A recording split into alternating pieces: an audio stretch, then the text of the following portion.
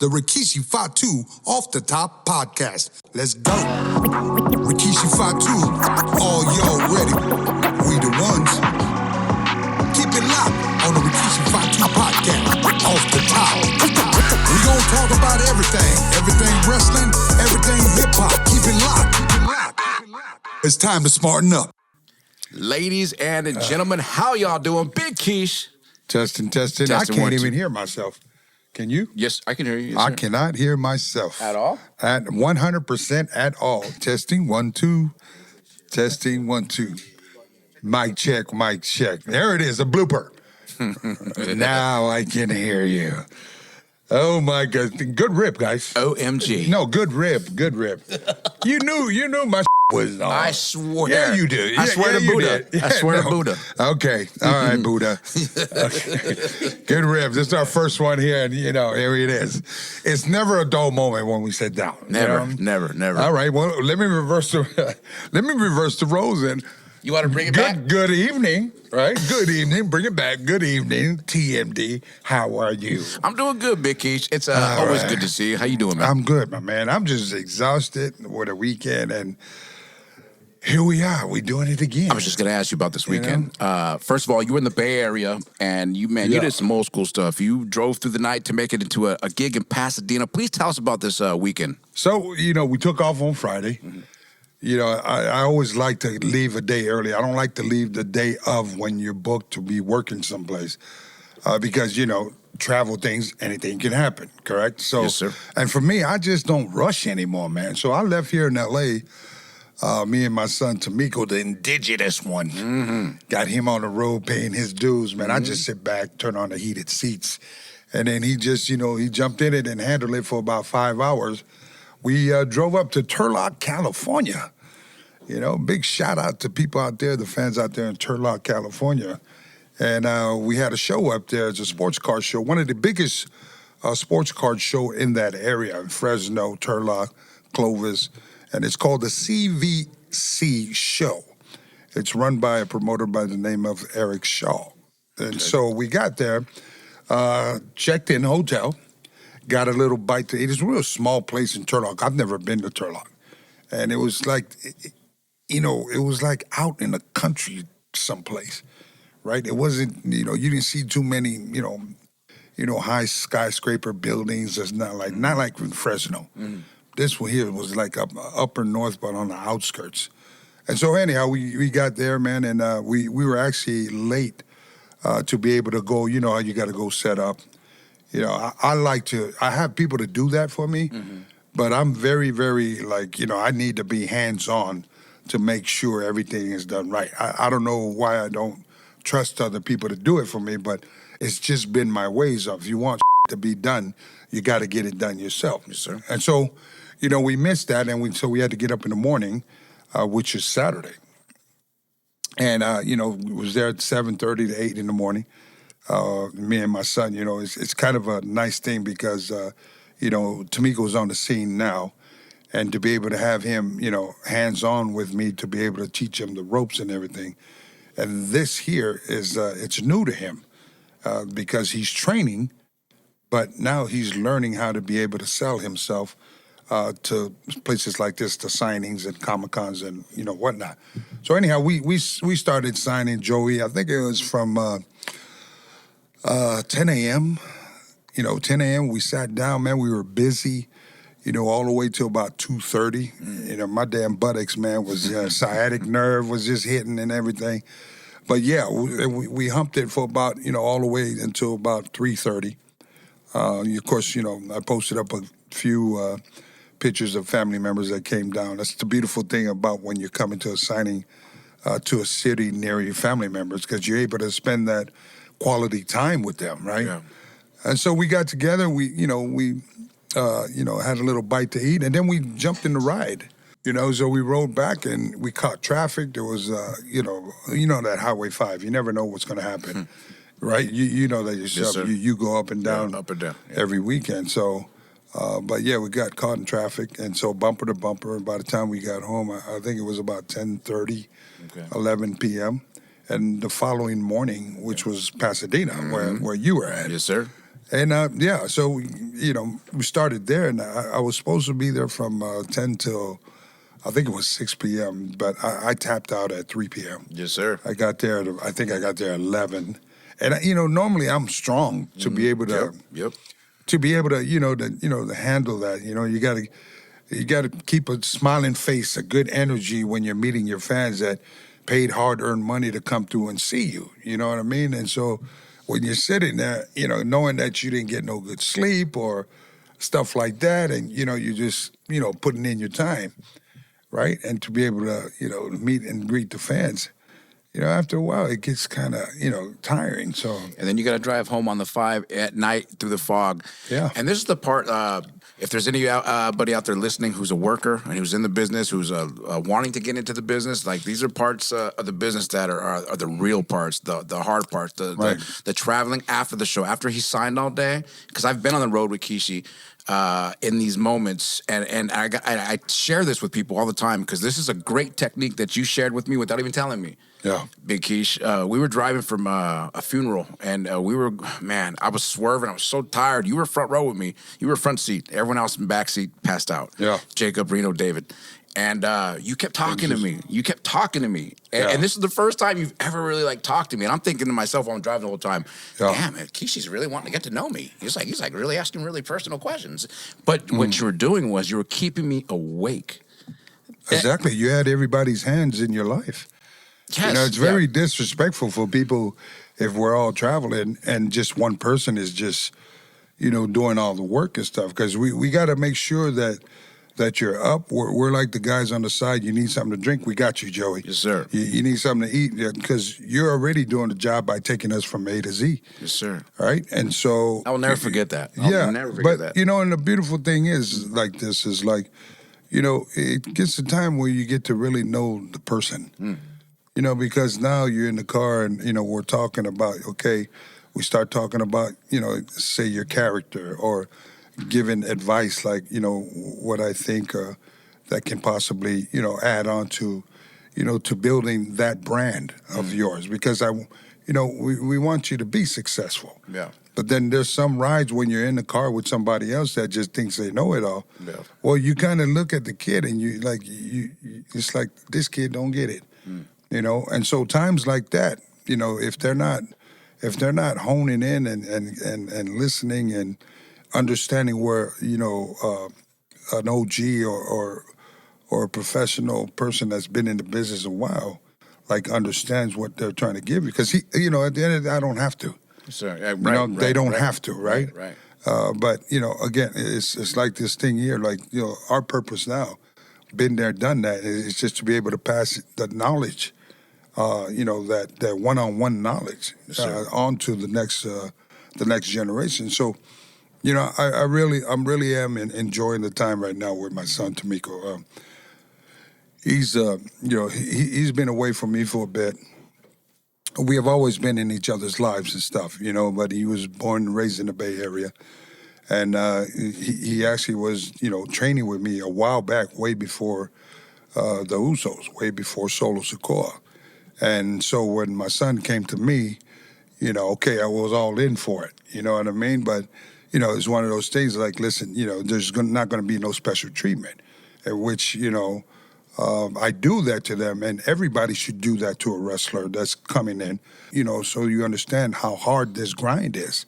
That wrestling is not for everybody, no matter even if your family members are in it, right? And so, he came, he left, took a break for another 2 or 3 years, came back, he left again, took a break again, and then here he is this time here. So in reality, he's been into the business a long time, but these breaks were even longer because his training and understanding of the business, he understands because he's obviously been around us and his family for a long time, and and his brothers. So there's something here this time now, being able to travel together. You can see that we're booked together on all these signings and all these different shows, and I'm I always say to you guys, Joey, I got to find you, right? Because I'm watching him just because I'm his father, but as we go into these signings and shows, I'm watching how he communicates with fans. I'm watching how his locker room etiquette is. Yes, sir. I'm watching how in the back locker room, like how's he getting dressed up, fixing his gear. Does he throw his stuff all over the place? Because that when you're in the locker room, there's all kind of people sticking fingers back there. You know what I mean? These are all independent wrestlers, right? So if they see a $20 or $30 bill, you know these guys here. They're hungry. There's some people that are honest, but there's some people in the game that just sticky fingers like that. And so my point to this, to my boy, is like, listen, you can't really trust anybody back there. So you got to put your stuff. Don't leave it where it's easy for them to think, for them to be able to grab anything. Right. So get your bag, close up your bag, make sure it's locked up. Make sure when you come into the locker room, pull out your lava, put it on the chair, so you can claim that's your spot. Right. So there's certain little things that a lot of independent kids, they overlook stuff like that. Absolutely. You understand how Yes, that sir. is now. And so, he's doing good. I'm proud to say that, he's dedicated to his body. This is probably the best shape that I've ever seen Tamiko in. And the most consistent. This is Right? the most consistent. Right. You always see him here, and it shows. Like you said, his training and his body. One day we were getting ready to do the show, and out of my peripheral vision, I see a body coming out and start stacking stuff over there, and the dude was yoked, jacked. Turns, it's Tamiko. I'm like, wow. So he's really done a lot. Tamiko, you saw him at Oasis Pro. A lot of people, if you watch the show, you saw his work at Oasis Pro. He's such like a lot of all your sons, pretty much. They're all naturals in the ring, and Tamiko is a natural in the ring. And if there's any son who reminds me the most of you, is Tamiko. You guys both got that look in your eyes, man. He's Miko's there's something about him. Yes, sir. Yeah, absolutely. It's something. I mean, Joey, he reminds me of my father. My father was, he was big boned man. And when you shake Tamiko's hands, yes, sir. I'm sure because when I shake his hand, we all laughing about it. Because when I shook his hand, when I shake my boy's hand, it was like shaking Bigfoot's hand. Like his hands are so huge, it's bigger than mine, but the grip on it, he doesn't know his own strength, right? Yes, sir. And he's just that humble giant now, And so, I feel this third time around. Yep, me too. I feel I'm convinced that, his heart and his passion is in 110% in the industry, that, he wants to pave his own way and walk in his own steps, not trying to compete against me, not trying to compete against his brother or anybody in the family. He's just trying to carry on the legacy and to be able to do his part, and he understands now. Where there's numerous nights that I'm tired, and he would ask me, like, Dad, I don't know how you did this all the time. And then, it was just simple. It was like, because of you guys. Yes, sir. That's what fathers do. I wanted to back up to something big, since we were talking about the family and how you mentioned how just because they're family doesn't mean they get a spot. Yeah. Sometimes it irks me when I see the people online talk about nepotism and stuff like that, because every single person in your family has earned that spot. And I'm not just saying that because I'm the co-host here, a student of Kishi's. No, that's every facts. single person has stepped up in their role and made a name for themselves in one of the hardest industries in the world. Football has a season, they take off. Hollywood, they take off. Pro wrestling never takes a time off, and your family has excelled in it. And so sometimes, just by knowing you and your family, kind of irks me when people say it's nepotism. No, people like Tamiko and Jay and Jim and Jacob, they are good at what they do. That's why they're in the spot they're in. Well, you know what I mean? It's easy to hate on something that's successful. You know what I mean? First of all, God has a plan, and all we gave to these kids and to the boys, to the family members up underneath us, and for the future, is just opportunity. It's simply opportunity, nothing else. There's no favoritism. They probably, carry the name. That carries weight. But at the end of the day, it's the action that speaks. It's the person himself inside and outside of the locker room. Is this person a liability? Can we depend on him to be the poster face of the company that we love so much, of the WWE?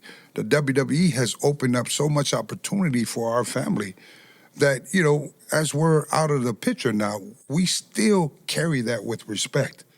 And so we don't just let any kid or any family member come through without being smart of how this industry works. You have to understand what this legacy means into this family. Understand those that were late night, early flights back in the day, not making a damn penny, but was out there grinding, going from town to town, country to country, backyard to backyard, you name it, the barns. Remember that. Because if you remember that, you're going to understand, okay, just how much of this legacy that you represent, not only for yourself and your own immediate family, your kids, your wife, but those that came before you. There's got to be respect in it. Yes, and if you don't have your heart in it, then of course we're not, you can try it. I mean, you can come and try it, but you're going to realize that 3/4 plywood and those steel posts, they win every night. Every night. And if you ain't smart how that works, and now you got outside social media, which we didn't have back in the day, but with social media today, God forbid you make a wrong post. You in the wrong spot. You in the wrong place. With all the photoshops and all that stuff. So guess what? My advice to that is always just to fly low. Yes, sir. Fly low. People gonna find you. Yes, sir. It's hard to cover up success. It's actually a perfect segue into what I was going to ask you next. Road Dogg Jesse James is in the news right now. We talked about this on the show. If you guys go back a few episodes, we talked about Brian James, Road Dogg Jesse James, that is, in his creative role in the WWE. He was at the top. And, after an episode airing of WWE Unreal, Road Dogg caught a lot of backlash, and that backlash apparently I don't know what happened, but however you slice it or dice it, he resigned for his role as creative director of WWE. As far as I'm smartened up to, I believe that's what happened. I didn't even see it. Big Keish. So this is what's going on. Normally, I'm a big fan of Unreal. That's WWE. Why I'm going to ask you about how you feel about it now, because now people are losing their jobs over it, and we're talking about Road Dogg. I mean, people who are complaining about the Road Dogg. Where were you 20 years ago when he was crotch chopping, and he didn't get canceled back then. This is unbelievable. Like you said, to your point, nowadays if you do it online and you're crucified, yada yada yada. But we're gonna get to this. Big Keish, there was a scene on WWE Unreal where they were talking about Chelsea Green and Zelina Vega, I believe is her name. Road Dogg wanted to put the title back on her, and Triple H pushed back against it. Okay. And Road Dogg just basically, people are hating on him because they say he didn't stick up for his opinion. He basically told Triple H, I don't like this direction, but okay, let's go for it. So the internet is saying he didn't stand up to Triple H. He doesn't have a creative backbone. That's what they're mad about. Yeah. So basically, he wanted to put the title on Chelsea Green. It didn't happen. And they're saying he didn't stand up to Triple H. He caught a lot of backlash from that. All right. And there's other things, too, that happened that people complained about. But that was the big one. That was the final nail in the coffin, if you will. Okay. Your thoughts on something like that, Big Keish? Well, let me ask the people this. Are they the one paying his paycheck now while he's at home? I mean, let's really think about it. Would you be okay with staying home now when you had a great job, but you're staying home now not getting paid? Because at the end of the day, you got to know your lane, okay? I was just hired to be a part of the staff. I give you my humble opinion, and at the end of the day, you're the boss. And so like everybody else, even I don't care if you at 7-Elevens or you at Waffle House or you at wherever. You gonna do what your boss do because you know that rent is up. Exactly. That rent is up next month. Yes, sir. Now, you're not only talking about yourself. Now, you're talking about your baby. You're talking about your wife that's at home. So you're going to be selfish enough. I'm going to stick up for the people. I'm going to stick up and do. We going to hold it. We going to hold it to Triple H and say, we want this girl here, blah, blah, blah. Mm-hmm. So at the end of the day, it's like The Rock always said, that old famous line, know your role. Come on. So with that being said and done, Big Keish, now... good luck to Jesse. You know, Road dog. that's right. Good luck. You know, I sat and watched because I know you're a busy man. You know, He probably out fishing anyway right now. He probably need a break. That's good to Can hear. you imagine how stressful that is? absolutely.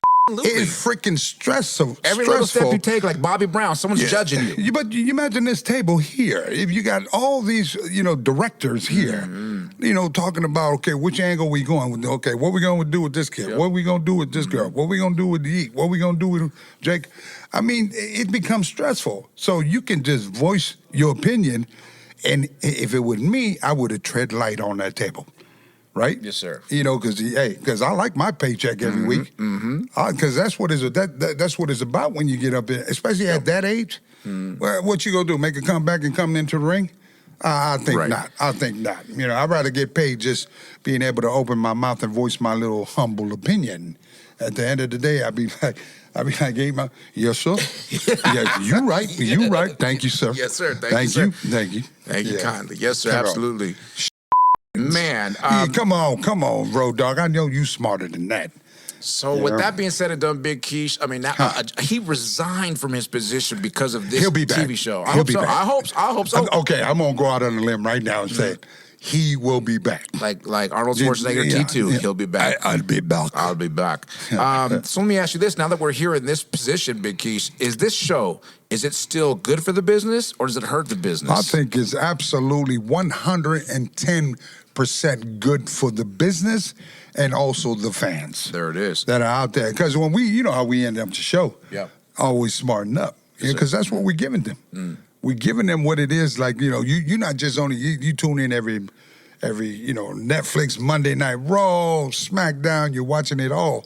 There's every wrestling from every, parts of the world now, right? But that's all people see. They don't see you traveling. They don't see you in the back like, what does this big superstar eat? What does this fine chick that's out there that everybody wants to be, her boyfriend? And come to find out she out there knocking out Whataburgers. Illusions. Smoke and mirrors, Smokes baby. and mirrors. So make sure you always tune in and subscribe to Off the Top. You know what? This This is episode what we is give sponsored. unscripted. Yep, we're unscripted, and this episode is sponsored by the Higher Anarchy Media Group. That's it. So tap into that link right there and find out more about today's sponsor. By the way, Big Keish, I got to talk to you because Chelsea Green is a name that comes up, by the way, a lot. And of course, this whole thing with Road Dogg Jesse James and Triple H, it all started over Chelsea Green. That's my partner, Chelsea Green, man. Right. Come on, man. We're fans, and as I've said before, everybody knows. Hi, Chelsea. No. Are you a fan? No, I'm a big fan of her husband, Matt Cardona, a.k.a. Zack Okay, Ryder. Matt Cardona. Woo-woo. Okay. Sorry. Matt, can you please send an autograph to my co-host right here, TMD? I'll pay for shipping and handling. Thank you. But seriously, I love Zack Ryder, but in your man cave, you're gonna, after this show is long overdue, 8x10s. you'll be having a whole bunch of freaking 8x10s of them, and you'll be able to tell your grandkids, yeah, they were a fan of mine, so they wrote an autograph to me. In reality, you were a fan of That's right, the big switcheroo. So really quick, Big Keish, on Chelsea Green. So one of the big problems with the fans watching the show is creative staff at WB, they looked at Chelsea Green as basically the girl to get the other girls over. And she was not necessarily in the same league as a Charlotte Flair. Now, we, of course, here at the Off the Top podcast are fans of Chelsea Green, so I wanted your opinion on that. Do you think she's just, the girl to get the next girl over, or do you see potential, big things for Chelsea Green? No, I feel 100% that Chelsea Green is a main eventer. Absolutely. If you were to put as much energy, it's not that Chelsea can't do the work. It's not that Chelsea is not a prime talent performer. But the thing is how you're writing stuff for this girl. Give Chelsea a fair opportunity. Build Chelsea up like as much as you would give a Charlotte Flair an opportunity. Give Chelsea that big, crazy entrance. Really put it all out for her. And don't worry about the work. Let her do that. She's got that on point. But she can't get over by herself if she's out there having great matches and continue to do jobs for whoever because you feel that next person, you want them to, to excel to the next level or for whatever storyline you got. If you don't have my thing is with good talent, you only get good talent once in a while when you come through. And when you finally find that good talent, such as a Chelsea Green, you want to make sure you protect her. If you don't have nothing for her, put her down on the shelf for a second, right? But, let it marinate with whatever they're doing with the next person, blah, blah, blah. But when that time comes, because just in case that angle doesn't go through or that person gets hurt, you have a person like a Chelsea Green waiting here. This girl, Chelsea Green, she has a very special part in my heart. I met her on the independent circuit. And then I told her, and mark my words, and she can tell you this. It was a one independent show. I believe it was Louisville, Kentucky, someplace. And I told her one day you're going to be up in a big show, and you're going to be big. And then here she is. So y'all continue to support Chelsea. Yes, sir. Just stay with her, ride with her, be patient with her. And WWE, y'all be patient with this one because this one here, y'all got y'all a diamond on your hands. Yes, sir. And also, woo, woo, woo. All right, please, Matt. Please. Chelsea, Sorry. Can you please I'll pay for shipping and handling, okay? Sorry. Big Keish, there's a big celebration right woo, now. Woo, woo. If I could, Jesus. If I could right now, I'd play Cool in the Gang Celebration because there's a new tag team championship in the family, and I am of course talking about the MFTs. That's right. Your son Sol Sikoa and his partner Tama Tonga are the new tag champs on SmackDown, and they defeated the Wyatt Six family. Your thoughts? Well, I don't even think we got enough room up in the man cave for all these belts now. You know what I mean? Hey, congratulations. What can I say? Yes, sir. It's congratulations, to the man, Solo Sikoa and Tama, is it? Tama Tonga, yeah. Tama Tonga? His first championship, I believe. This is Solo's second, I believe. Okay, well, congratulations. It means even more to Tama. Yes, sir. Yes, All sir. right, but hey, you know what I mean? The MFTs, man, they on the road, man. I look forward for 2026, what they got for these cats here, Yes, sir. My next question is this. Now, do you want to see a rematch with the Wyatt Six family? Because there's a lot of people saying that whole angle is losing steam quick and it's never even taken off. Me, on the other hand, I'm a big fan of the angle, a big fan of Wyatt, the Wyatt family, the original Wyatt family. Yeah. So to see the spinoff with Bo Dallas, who's not a fan of that? But there are a lot of people saying that, you know what? Put a fork in it. It's over. Big Keish, what is your opinion? Where should the Wyatt Six family go after this loss to the MFTs? Do you think they should continue in a feud, or do you think the MFTs should focus on new contenders? You know what? That's a very difficult question to answer. I'm going to try to put my personal feelings away because I'm love and respect to the Rotundo family. You always want, your friends, kids and stuff in there to be able to be in that spot to be able to, to run, give them the opportunity. But I just felt from the start that, after the brother, we all gathered together to really kind of hold on to that memory of Bray Wyatt, and when we seen the brother Bo come in to be able to carry on that same, character and so forth, we were so happy. It was so kind of personal to a lot of the wrestling fans because how much, we all love Bray Wyatt. Yeah. Right? And you can imagine the pressure for the brother, right? Yeah. That knowing that him stepping into a character that his brother created. And, you either got to be as good as your brother or better. Yeah. Right? Yeah. And again, it goes back again to what I mentioned about Chelsea. Like us, the talent. Bo is a good wrestler, right? Chelsea's a good wrestler. But for us as talent, we can only do so much in there. Like we need all the other pieces of the puzzles to be able to fit. Like the writing team, the effects team, and all that. The way the videographer is shot. Certain promo scenes and so forth. So At the end of the day, I feel that maybe the team has, dropped the ball on him. Like, I don't know, maybe, was it personal or they just gave up on Bo's team. And so at the end of the day, I think now, it's where do you go? And not unless they're coming back for, a special, match for WrestleMania, because we're a couple months away. Yes. And so when you see all these type of different angles unfold like this, either there's a comeback or that's just building the team for the next, something big. And so, I think it's, again, the Bulls team, it's probably, depending how they repackage and to bring them back and whatever, I think they're, but, they can still be a good, solid team for like Halloween and that time. You know what I mean? It's because I'm a big fan of their characters out there. You know what I mean? And every single person on there can work. So I don't feel like it's their working that's holding them back from anything. So I don't know. I'm not in office, so I can just voice my humble opinion. And we will see what happens. Big Keish, I wanted to tap in on Saturday night's main event, and I'm, of course, talking about your nephew, the Wolfman, Samoan werewolf, Jacob Fatu. He went from six-pack man. He went from EBT to WWE. That is the sickest line I've ever heard. I guarantee you, I'm going to throw it out there. It's going to be a T-shirt there.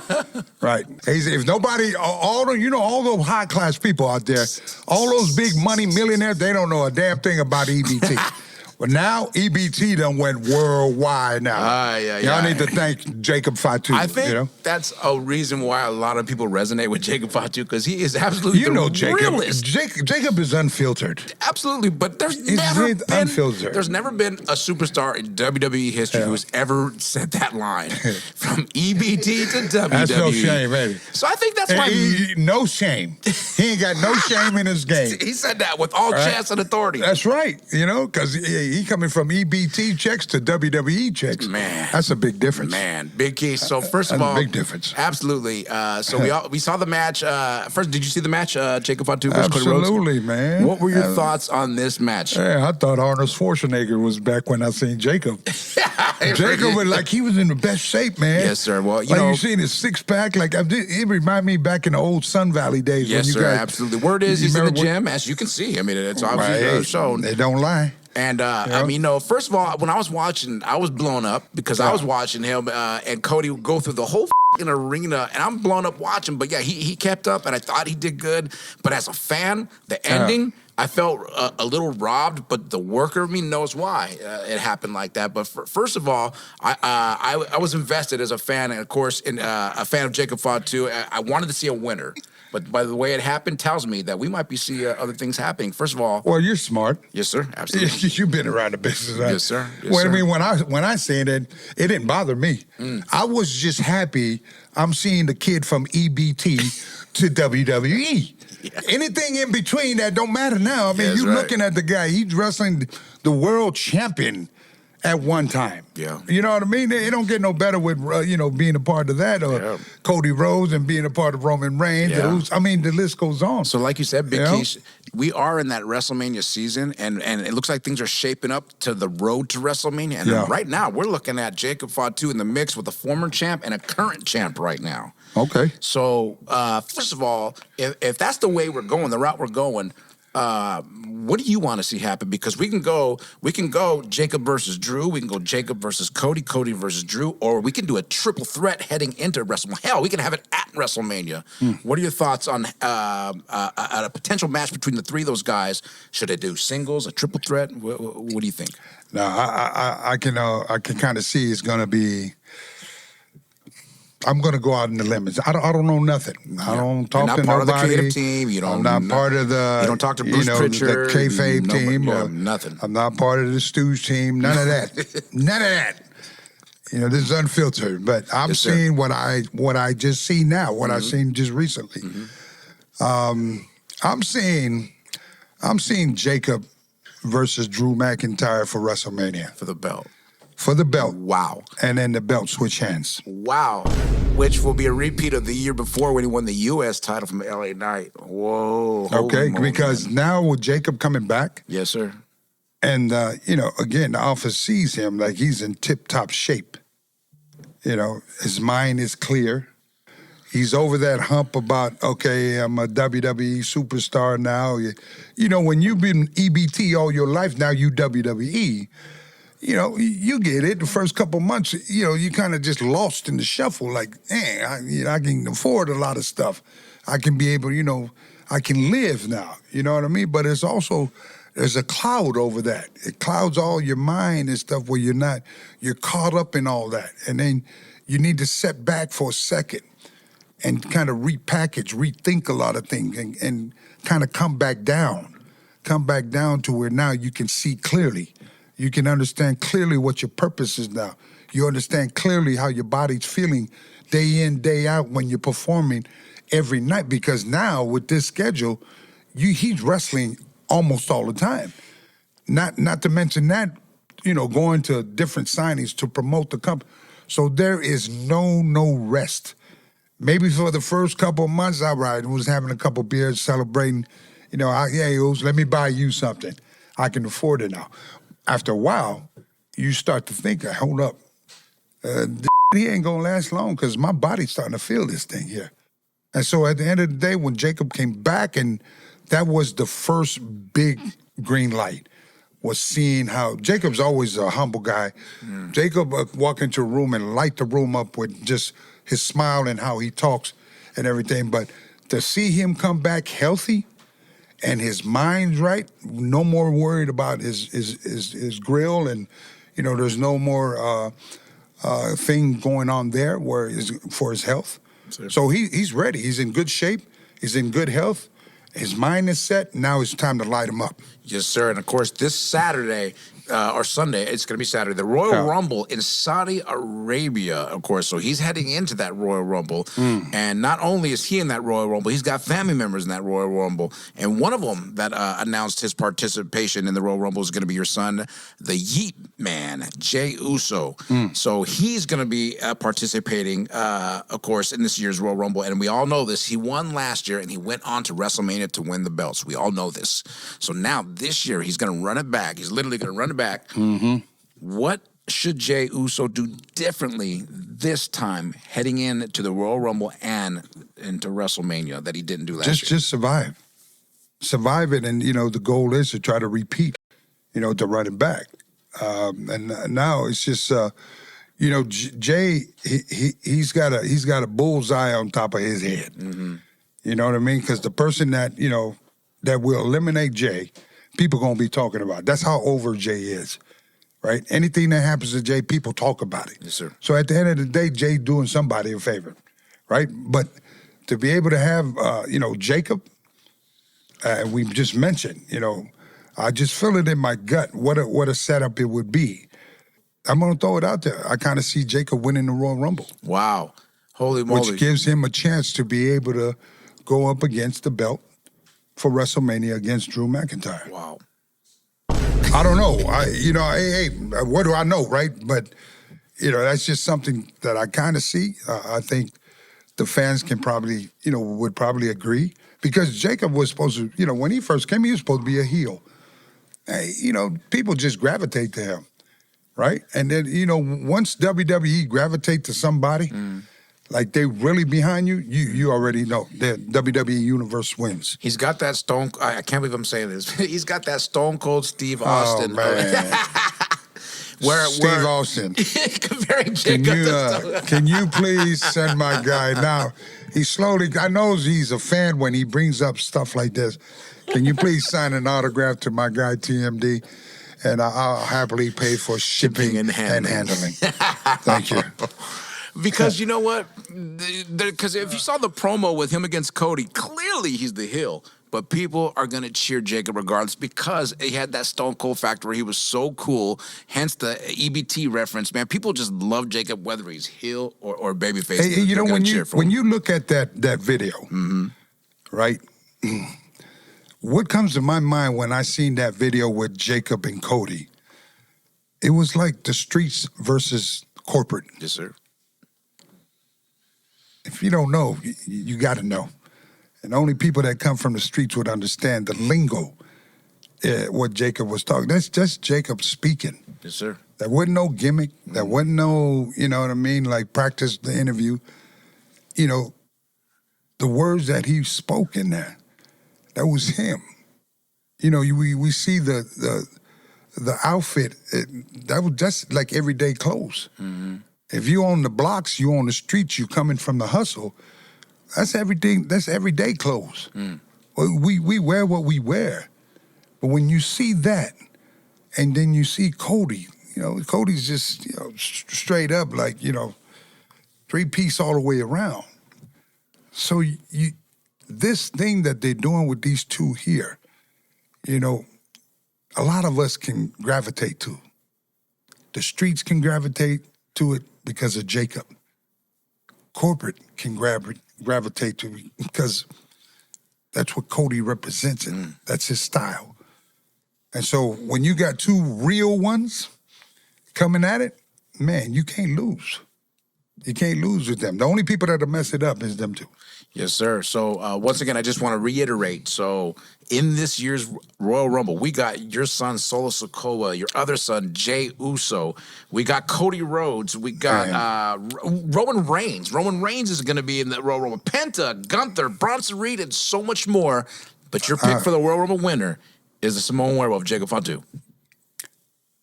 Yeah, unless Tamiko Fatu gets a call. That's a shoot. I'm throwing it out there. Yes, sir. Yes, sir. Unless Tamiko gets a call. Yes, sir. Right, you know, for father, my goodness, I might, to know that you have all your boys that are in the business, in the Royal Rumble, like to be able to share that experience together from the porch to the pay-per-views, and then to be, I would probably want to come back out of retirement just to be able to get in the ring, to be able to have them all throw me out, but just to be able to say we did that. Yes, sir, yeah. You know, it's a powerful message, not only in the business of professional wrestling, but in any business, that to know that if you stick together, if you pave the way, if you guide your kids the right way, and they all listen, if they listen, you know, it could be fruitful for everybody. And the one thing about it is that you might not get a second chance. Yes, sir. Because tomorrow's not promised for none one of us, right? You know, I'm a lot older now, you know. My kids are, you know, they're getting there too.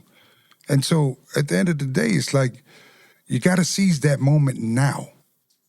Don't think about tomorrow. When you're given that opportunity in anything in life, seize it, do the best you can, and stay on track. Don't give them any reason to be able to write you out, because we already have a hard time, right? Just because who we are. You see what's happening to the world now, right? I'm saved in my soul. But just because I look the way I look, I'm one of those cats that I might be, because I don't look that part. Yes, sir. Right? So from the streets to corporate. There it is.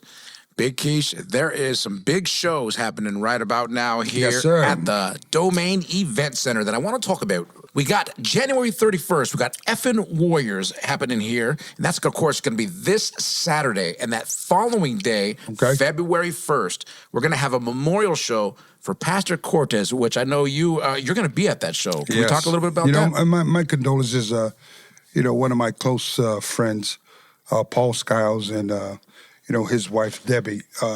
She's a nurse. And she's been around my family for the longest, since I moved here to Los Angeles. You know, a lot of my kids, before they started while they were training here at Knox Pro, you know, we got together with Debbie and Paul and their kids. They were young. Now they're all grown. I got one of their sons, an ex, that's training now, who's my youngest wrestler at 11 years old. And, you know, they've been around us for a long time, and, you know, very, very close family. And, you know, Debbie's, her father then passed away, who was Mr. Cortez, their pastor. And so you know, they reached out about having a memorial show to be able to, you know, benefit the father and the family, to be able to cover expenses and so forth. So we're putting on this show here. I'm going to encourage and ask everyone humbly and politely if you can please, donate on the link. You'll see where they post it up. You'll also see it on my Instagram page and my social media. But they have the link there at Knoxville Entertainment. You can post, donate. There's GoFund on there. And so it'll go down on February 1st, which will be Sunday. And so myself will be here. A lot of the new, some of the lucha stars that are from Tijuana, Mexico, they're all coming in. And this is how far Debbie and Paul's love reach. These people, wrestlers, when they come, you imagine coming from Mexico, they don't know nobody. So Debbie and Paul would kind of open up their place and, be the person to, they call and, help take them, transport them from there to the show and so forth. And they just love the business. Paul trained here with you back in the day, and he's one of our senior referee and one of the best at it, And so, this Sunday is going to be a very special Memorial Day show to be able to benefit, Pastor Cortez. And all proceeds go to the family. 100%. Yes, sir. So we're going to have food here. We're going to have, a lot of wrestling and so forth. There's a meet and greet from 4 p.m. To 5, and I believe the show starts at 5. So yeah, we're looking forward to that. And then, the Knox Pro Entertainment shows, Effing Warrior, Tamiko and Damu. If you were here the last show, they went at it, and Tamiko was able to come out on top after, the wrestling with Lance Anoa'i. Yes, sir. And so now Tamiko's the new, Knox Pro heavyweight champion. So congrats to another. It's on the line already. The family. That's right. Yeah. Wow, that is awesome. Big Keish, before I let you go, there's one more show I wanted to talk about. Yeah. February 15th here at the Domain Event Center is Wrestling for Burbank. So Wrestling for Burbank is going to happen for the first time ever here. So if you want tickets for that show, all you got to do is log on to wrestlingforburbank.com. You know what? This is awesome, too. It's very, I'm happy to have our place here, the Domain Center, right? Because normally when you have, like in the independent circuit, and I'm hopefully this crushes all that stuff. Because it's so hard for, like, you have your company, the Burbank for Wrestling. Yes, sir. And we want to be able to have a place where we can cater to a lot of independent companies that are out there. Our place, if you haven't been here, you can see it. It's a turnkey facility. It has everything from screens to the production to the ring. And it's just, it's a place that, this year of 2026, we open it up to a lot of independent companies that are out there. Just to come through, we give you our place to be able to run the shows, and you don't have to deal with the headaches with load in, load out, right? None of that load stuff. in, load. Everything's already up. Yes. You just show up. We got a great big facility. We got a bar. We got food that's served here. So there's definitely a way for independent companies to be able to make their money here. Yes, sir. We hold well over. We can probably squeeze. I don't know if standing room only. We can probably squeeze maybe about $350. Yes, sir. Yes, sir. But depending, who knows? I wanted to stress that for anybody watching this, interested, and maybe coming down and checking out the Domain Event Center. You know how hard it is to be able to get production and a ring and a venue all in the same place at the same time. So you don't have to worry about any of that. All you got to do is just go to the website, and then you deal with whoever's you're gonna deal with, and you run a show here, and everything is here. You don't have to deal with none of that stuff. That's what I love. Like you said, turnkey here at Knox Pro. And so at the end of the day, we're here for the community. Yes, sir. We all want to be able to help each other out and to be able to give you guys that opportunity. A place where there's no stress for you, just so if you're running a business, you're running a wedding, stand-up comedian, a comedy night, or whatever event that you have, just go to knoxpro.com. You can hit the link underneath there and just go ahead and, put in your request, and, one of our staff will get back to you. Big Keish, you got any final words? No, thank you, Joey. Thank you. And don't worry, I'll get all the autographs. I will pay for shipping and handling. Will you really get Bret Hart's autograph from him? Absolutely. I might even try to get one of his pink boots or something like that for. See, we've come from 8x10 for this guy. Now I'm going to go into sports memorabilia for him. I got because now I never really knew how serious Joey is for a lot of our attitude era cats. So lucky I'm good friends with a lot of our attitude friends. Good. But yes, You might remember, have to pay for a lot of shipping and handling in that case. well, yes, that's where the sponsorships comes through. Yes, sir. And by the way, if you guys are interested in sponsoring the show, all you got to do is log on to the World Wide Web at www.rikishifatu.com and hit us up. We are wanting to hear from you. Thank you. Remember this. It's free to be kind. And always smarten up. See you soon. Will you really get Bret Hart, though? Absolutely.